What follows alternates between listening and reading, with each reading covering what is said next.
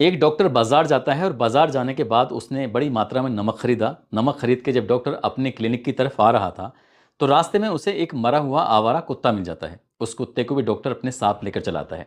जैसे ही उस कुत्ते को लाता है, अगला दिन निकलता है। उसके बाद उन्हें उस कुत्ते को अपने ही क्लिनिक के ठीक बगल में एक छोटी सी जगह थी खाली, वहाँ पर गड्ढा खोदा हुआ था। उस गड्ढे में उस कुत्ते को दफना दिया जाता है, रख दिया जाता है, और साथ में उसमें जो बचा हुआ नमक था वो भी डाल दिया जाता है। आसपास के लोगों ने ये सब दृश्य अपनी आंखों से देखा और डॉक्टर की तारीफ भी करना शुरू कर दिया कि डॉक्टर की आदत कितनी अच्छी है। वो यहाँ से इस कुत्ते को कहीं दूर फिकरवाने की बजाय बजाय उसने यहाँ पर ही दफना दिया उसको, और ऊपर से नमक डाल दिया। डॉक्टर की सब लोग तारीफ भी कर रहे थे, लेकिन ये कोई नहीं जानता था कि जहाँ पर उस कुत्ते की लाश को दफनाया गया था ठीक उसके नीचे एक लड़की की लाश दफनाई गई थी, उस कुत्ते की लाश से कुछ घंटों पहले ही। आखिरकार वो लड़की कौन थी, क्यों उसकी हत्या हुई थी, हत्या के पीछे की क्या कहानी थी, और वो लाश उस गड्ढे से निकलकर कैसे बाहर आती है, आज की इस कहानी के माध्यम से यही जानने की और समझने की कोशिश करते हैं। साथ ही अदालत ने उस कातिल को कितनी सजा सुनाई, इसके बारे में भी बताएंगे।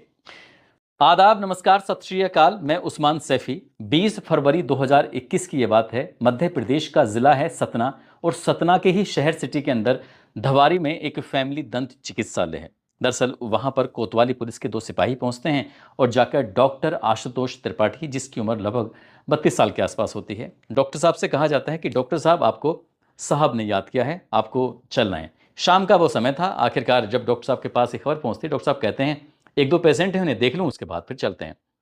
ठीक पुलिस वाले भी इंतजार कर रहे थे। आखिरकार वो वक्त हो जाता है और डॉक्टर साहब चले जाते हैं। ये पहली बार नहीं था, इससे पहले भी डॉक्टर साहब कई बार वहां गए थे, लेकिन इस बार जो जाते हैं यहाँ पर कुछ अलग सा सीन था, अलग सा दृश्य था। उस कोतवाली के अंदर करीब 5 या 6 लोग बैठे हुए थे। उनमें से बारी बारी से सिपाही आते थे, एक एक करके लेके जाते थे, और जैसे अंदर वो जाते थे तो उनके बहुत बड़ी मात्रा में कह सकते हैं कि पिटाई हो रही थी। या तो हो सकता है कि पुलिस की चाल हो, या पुलिस ने कोई गेम खेला हो, लेकिन उसे बता दिया गया हो कि हम मारेंगे कम और आवाज़ ज़्यादा आनी चाहिए। कुछ ऐसे ही था। डॉक्टर साहब समझ नहीं पा रहे थे। डॉक्टर साहब का नंबर सबसे आखिर में था। एक एक करके लेके जाते थे, सबको मारते थे, पीटते थे, और उनके चेहरे पर देखने कर लग रहा था साफ साफ कि वाकई बहुत ज़्यादा उनकी हालत ख़राब हुई है। अब सबसे अंत में डॉक्टर साहब का नंबर आने वाला था। उससे पहले ही जो व्यक्ति को बुलाया गया था, जो बदमाश को बुलाया गया था, उस बदमाश को ले जाने के दौरान ही डॉक्टर साहब की तरफ इशारा किया जाता है कि डॉक्टर साहब, अगला नंबर आपका है, तैयार रहना, देखना कितना मज़ा आएगा। कुछ इस तरह की बात थी, सिपाही ने कुछ ऐसी कहा। उसके बाद फिर डॉक्टर साहब का नंबर आ जाता है। जो उससे पहले व्यक्ति था उसकी भी काफ़ी चीख पुकार आ रही थी। वो भी समझ नहीं पा रहा था कि आखिरकार ये चल क्या रहा है। जब डॉक्टर साहब का नंबर आता है, डॉक्टर साहब से कहा जाता है कि डॉक्टर साहब, अब तैयार हो जाइए, हम आपकी कुछ सेवा पानी करना चाहते हैं। डॉक्टर साहब हाथ जोड़ के खड़ा हो जाता है, रोने लगता है, गिड़गिड़ाने लगता है कि साहब, मुझे मारना मत। वो आप जो भी कहोगे मैं आपकी सारी हर बात मानूंगा, आप जैसा कहोगे मैं वैसा ही करूंगा। जब डॉक्टर साहब का नंबर पिटाई का आता है तो डॉक्टर साहब जाहिर सी बात है घबरा जाते हैं। उसके बाद पूछते हैं कि भाई, हमने आपको जिस काम के लिए बुलाया गया है, बस हमें वही बात जाननी है कि एक लड़की है जो काफ़ी लगभग 58 दिन से गायब है, वो लड़की कहाँ है, उसके बारे में कुछ जानकारी जुटानी है। जैसे ये बात आती है वो कहते हैं कि साहब, मेरे जो क्लिनिक है उस क्लिनिक के बराबर में एक छोटी सी जगह खाली है, आप वहाँ चले जाइए। पुलिस ने अब मजदूरों का इंतजाम किया। इंतजाम करने के बाद आखिरकार उस गड्ढे को खुदवाया। जब गड्ढा खोदा जाता है तो उसके अंदर एक कुत्ते की लाश निकलती है। पुलिस वाले को गुस्सा आ जाता है। पुलिस वाले कहते हैं कि वहाँ तो एक कुत्ते की लाश है, हमें एक लड़की की तलाश है, लड़की के बारे में हम जानकारी जुटा रहे हैं। वो कहते हैं साहब, थोड़ा सा गड्ढा आपको और खोदना है, उसी जगह पर आपको लड़की की लाश भी मिल जाएगी। बस अभी तक कोई नहीं जानता था कि जिस लड़की को पिछले 58 दिन से तलाश किया जा रहा है, दरअसल उसे किसी ने हत्या कर दी है। हत्या कर दी है, क्यों नहीं की है, पुलिस अब इसी मामले की जांच पड़ताल में जुट जाती है। गड्ढा खोदा जाता है, वाकई सचमुच लाश निकल के आ जाती है, लेकिन वो लगभग कंकाल का रूप अख्तियार कर चुकी थी। क्यों मारा गया था, ये कहानी शुरू होती है। धवारी मल्लाहन टोला एक मोहल्ला है जो कि इस क्लिनिक से थोड़े से ही फासले पर है। यहाँ पर एक बहुत ही गरीब परिवार रहता है। गरीब परिवार के मुखिया का नाम राम नरेश है, उनकी पत्नी का नाम रुक्मणी है। उनको 4 बेटियां होती हैं और एक बेटा होता है। बड़ी बेटे का नाम रानू होता है, छोटी का नाम आरती होता है, ऐसे तीसरे नंबर की बेटे का नाम भानु, चौथे नंबर की बेटी का नाम लक्ष्मी होता है, और एक बेटा जिसका नाम सागर होता है। बड़ी बेटियां रानू और आरती, इन दोनों की शादी हो चुकी है। अब नंबर है भानु का और लक्ष्मी का। लक्ष्मी छोटी है, लेकिन भानु लगभग, इसकी उम्र 21 साल के आसपास है। भानु की पढ़ाई चल रही है एलएलबी की, वकालत की। जब उसका फर्स्ट ईयर में एडमिशन होता है तो वो अपने पिताजी से कहती है कि पिताजी, मैं चाहती हूँ कि मैं पढ़ाई भी करूँ और साथ में नौकरी भी करूँ। नौकरी में कुछ पैसे मिलेंगे तो आपका भी हाथ बढ़ जाएगा। आप फर्नीचर का काम करते हैं, एक तरह की मजदूरी है, हम हमारे लिए आप इतना सारा काम करते हैं, अगर अब हम तुम्हारा साथ ना देंगे तो कौन देगा। माता पिता ये बात सुनते हैं, बेटी की बात सुनने के बाद वो इमोशनल हो जाते हैं, कहते हैं बेटा अगर तुम्हें अच्छा लगता है कोई भी काम आप करो, लेकिन ऐसा कोई काम मत करना जिससे हमारी बदनामी हो और समाज में हम किसी को मुंह दिखाने लायक ना रहें, ऐसा कोई काम मत करना। पिता ने ये बात कही। आखिरकार लड़की स्कूल भी जाती थी, अपने कॉलेज एलएलबी की पढ़ाई कर रही थी और पढ़ाई के साथ साथ उसने नौकरी तलाश करना शुरू कर दिया। ये साल 2018 की बात है। आखिरकार उसे ये पता चलता है कि जहां उसका घर है कुछ ही थोड़े से फासले के बाद एक फैमिली दंत चिकित्सालय है, वहां पर एक सहायक की जरूरत है। जैसे सहायक की ज़रूरत की बात आती है, वो लड़की जाती है, वहाँ डॉक्टर साहब मिलते हैं। डॉक्टर साहब से बातचीत की जाती है कि डॉक्टर साहब, डॉक्टर आशुतोष त्रिपाठी, कि सर मुझे ऐसे से आपके बारे में, यहाँ नौकरी के बारे में पता चला है। डॉक्टर साहब ने उससे बातचीत की, सवाल जवाब किए, लड़की ने बिल्कुल सवालों के जवाब बड़े ठीक ठाक तरीके से दिए, वो लड़की सिलेक्ट हो जाती है। डॉक्टर साहब कहते हैं कि सुबह आपको 10 बजे आना है और रात 9 बजे तक यहाँ पर काम करना है।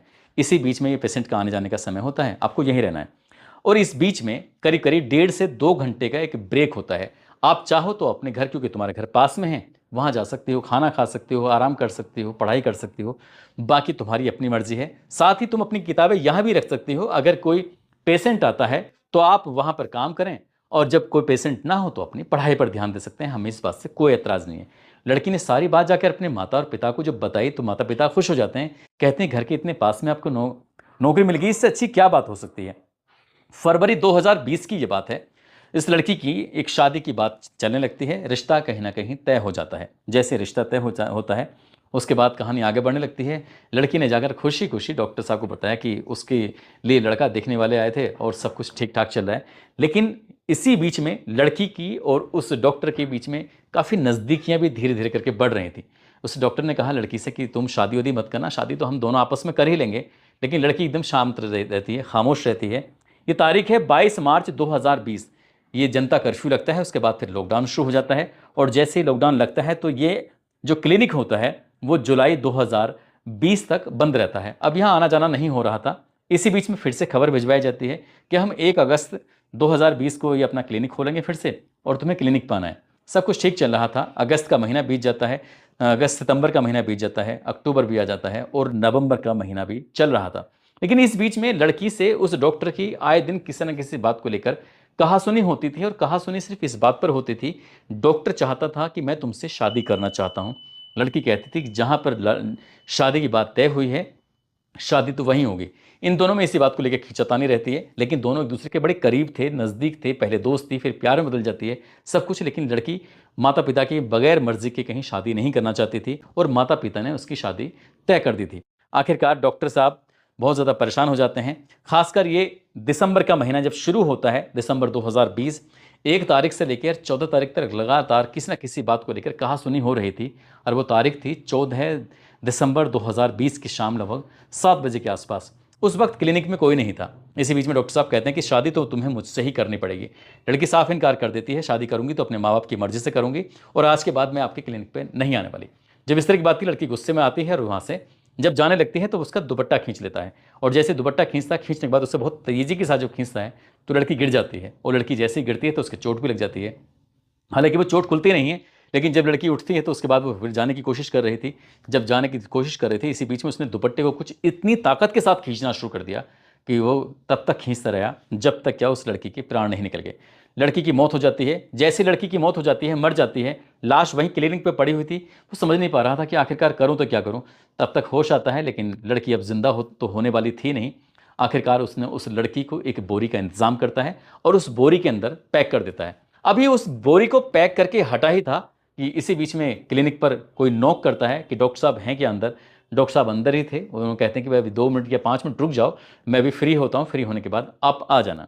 आखिरकार क्लिनिक में उस लड़की की लाश को वो ठिकाने लगाने के बाद, यानी कि वहीं पास में बोरी में बंद कर देता है, और वो पेशेंट थे, रात के 9 बजे तक पेशेंट को देखता है। इसी बीच में वो जाता है बाजार। बाजार जाने के बाद भारी मात्रा में नमक खरीदता है। नमक खरीदने का मकसद उसका यही था कि ज़्यादा मात्रा में नमक, जहां पर उस लड़की की लाश को दफन करवाएगा, आखिरकार वहां भारी मात्रा में नमक डल जाएगा तो किसी को इस बात का पता नहीं चलेगा। जब वो वहां से वापस आ रहा था रात में ही, तो पता चलता है कि रास्ते में एक आवारा कुत्ता था जो मरा हुआ पड़ा था। उसने उस आवारा कुत्ते को भी अपने साथ रख लिया, और साथ रखने के बाद सीधा अपने क्लिनिक के पास लाकर छोड़ देता है। अगला दिन निकलता है, दिन निकलने के बाद सीधा पहुंच जाता है ऐसी जगह पर जहां पर मजदूर मिलते हैं, मजदूर बुलवाए जाते हैं। मजदूरों से कहा जाता है कि भाई जो क्लिनिक के बिल्कुल ठीक बगल में ये गली है, गली जो खाली सी, यहाँ पर आना जाना तो किसी का होता नहीं है, लेकिन सीवरेज का जो गंदा पानी था वो उसी जगह पर गिरता है, वहीं पर आता है। तभी उसने उस गड्ढे को खुदवाना शुरू कर दिया। आसपास के दुकानदार आ जाते हैं, बराबर में रैन बसेरा है। और जब लोग पूछते हैं कि डॉक्टर साहब क्या हुआ, कैसे गड्ढा कराने की जरूरत पड़ गई, तो डॉक्टर साहब कहते हैं कि सीवरेज का पानी है, थोड़ी दिक्कत होती है, इसलिए उसको ठीक करा रहा हूँ। इसी बीच में उसने उसको ठीक कराया, गड्ढा खुदवाया मजदूरों से। शाम तक मजदूर गड्ढा खोदते हैं, काफ़ी गहरा गड्ढा खुद जाता है। गड्ढा खोदने के बाद लाश वहाँ पर क्लिनिक के अंदर ही रखी हुई थी, उस लाश को वो उसके अंदर डालता है। अंदर डालने के बाद अब यहाँ से वो इंतज़ार कर रहा था अगली दिन का। अगला दिन निकलता है और दिन निकलने के बाद उस कुत्ते को जो था, उसने इधर उधर पड़ा हुआ था, आसपास के लोगों की कुत्ते पे नज़र पड़ जाती है। वहाँ पर थोड़ा सा गड्ढा अभी खाली था, वो दिखाई देता है। उस गड्ढे के अंदर उस लाश को रख देता है, लोगों के सामने वाक़ई दिखाते हुए, देखो कि यहाँ पर इस किसी ने रात को कुत्ता फेंक दिया है। कोई नहीं जानता था कि कुत्ता फेंका नहीं गया था, बल्कि कुत्ते का पहले से ही इंतज़ाम कर लिया गया था। वो इत्तेफाक से मिल जाता है, उसने जहाँ लड़की की लाश दफनाई थी वहीं पर वो उस कुत्ते की लाश को भी दफना देता है।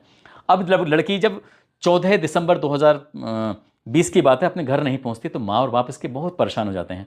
अपनी बेटी को ढूंढने के लिए तमाम कोशिशें कर रहे थे, बातचीत करने की कोशिश कर रहे थे, लेकिन लड़की से बातचीत नहीं हो पा रही थी, नंबर बंद आ रहा था। घर वालों ने डॉक्टर साहब से संपर्क किया। डॉक्टर साहब कहते हैं कि मेरी भी जानकारी भी नहीं है, आप उसे ढूंढ लीजिए। अब उस लड़की को रिश्तेदारों में, आसपास जहाँ जहाँ आती थी जाती थी, वहाँ घर वालों ने तलाश करना शुरू कर दिया। तभी उसकी छोटी बहन के पास एक मैसेज पहुँचता है, और मैसेज पर यह बताया जाता है कि उसे इससे भी अच्छी नौकरी मिल गई है, लेकिन वहाँ रहना खाना सब कुछ यहाँ पर मिल रहा है, इसलिए मैं घर पर नहीं आऊँगी। तो शुरुआत में 2-4 दिन तो घर वालों को बिल्कुल तसल्ली से हो जाती है कि लड़की अगर गई है, उसे नौकरी मिल गई है, और यहाँ से अच्छी नौकरी मिल गई, तो इससे अच्छी क्या क्या बात हो सकती है। बेटी इतनी मेहनती जो है। आखिरकार थोड़ा सा और वक्त बीत जाता है, लड़की का कभी कभार मैसेज भी आ जाया करता था। अब डॉक्टर साहब से पूछा जाता है कि डॉक्टर साहब कहाँ नौकरी लगी है, आप ही कुछ बता दीजिए। वो कहते हैं कि नौकरी लग गई है, लेकिन कहाँ लगी है उसे कोई जानकारी नहीं है। धीरे धीरे करके वक्त बीत रहा था, लेकिन घर वालों को अब लग रहा था कि उनकी बेटी के साथ कुछ ना कुछ बात हुई है। फ़ोन पे बात करने की कोशिश कर रहे हैं तो बातचीत नहीं हो पा रही, सिर्फ मैसेज पे ही बातचीत हो पा रही थी। अब पुलिस वालों के पास जाते हैं, वहाँ पर जाके पूरी कहानी बताई जाती है। पुलिस वालों ने शायद शुरुआत में उस मामले को इतनी गंभीरता से नहीं लिया था, और देखते ही देखते कब ये 57-58 दिन का समय बीत जाता है। हालांकि डॉक्टर साहब से इस मामले में पूछताछ भी की जाती है, लेकिन डॉक्टर साहब का तो एक ही बयान था। इसी बीच में पुलिस ने इस मामले को एफआईआर दर्ज जब होती है, तो एफआईआर दर्ज तो हो जाती है, लेकिन पुलिस जब गंभीरता से नहीं ले रही थी, तो लड़की की मां ने मुख्यमंत्री की पोर्टल पर शिकायत कर दी, और मुख्यमंत्री की कार्यालय से पुलिस के पास फोन पहुंचता है कि इस मामले को तत्काल प्रभाव से गंभीरता से लीजिए और इस मामले की जांच करिए, आखिरकार लड़की कहाँ है उसका पता लगाने की कोशिश करिए। जैसे मुख्यमंत्री कार्यालय से फोन पहुंचता है, तो पुलिस भी सतर्क हो जाती है, और उसके बाद फिर पूरी ईमानदारी के साथ अपना काम करना शुरू कर देती है। अभी तक डॉक्टर जो पुलिस को घुमा रहा था, फिर पुलिस ने सबसे पहले उस लड़की की सीडीआर निकलवाई जाती है। जब सीडीआर निकलवाई जाती है, किससे बातचीत करती थी, किससे नहीं करती थी, उसकी लोकेशन आखिर में कहाँ थी, कहाँ से वो मैसेज करती थी, तो पता चलता है कि डॉक्टर साहब के इर्द गिर्द ही उसकी लोकेशन थी। जहाँ जहाँ डॉक्टर आते थे जाते थे, वहाँ वहाँ वो लोकेशन रहती थी। यानी कि उस लड़की का जो मोबाइल था वो डॉक्टर साहब के पास में ही रहता था, और वो डॉक्टर साहब ही उसके मोबाइल का इस्तेमाल कर रहे थे। पुलिस ने जब अपने तरीके से बातचीत करना शुरू किया है, और 20 फरवरी को जो पुलिस ने उन्हें हिरासत में लिया, तो जाहिर सी बात है पूरी कहानी उन्होंने बयां कर दी। उसके बाद मामला चार्जशीट लगाई जाती है, अदालत पहुंचता है, और अदालत में 16 मार्च 2023 को अदालत ने आजीवन कारावास की सज़ा सुनाती है, और कहा जाता है कि ये तब तक सलाखों के पीछे रहेंगे जब तक कि इनकी प्राण न निकल जाएं। कुछ इसी तरह की सज़ा सुनाई जाती है। मोबाइल जो था वो आधार बनता है, दुपट्टा जिससे गला घोंटा गया था वो आधार बनता है। लेकिन अदालत के सामने डॉक्टर साहब खड़े होकर कहते हैं कि साहब, ये जो जांच अधिकारी हैं वो उनके क्लिनिक पे आए थे, पहले दांत बदलवाने की कोशिश की, उसके बाद फिर नाप दिलवाने की कोशिश की, बार बार आते थे, और आने के बाद जब मैंने इनसे 6,000 रुपये की डिमांड की है, तब इन्होंने मुझे इस केस में फंसा दिया है। झूठा फंसाया साहब, मैंने कुछ नहीं किया, इन्होंने मार मार के मुझसे ये सब चीज़ें कहलवाई हैं।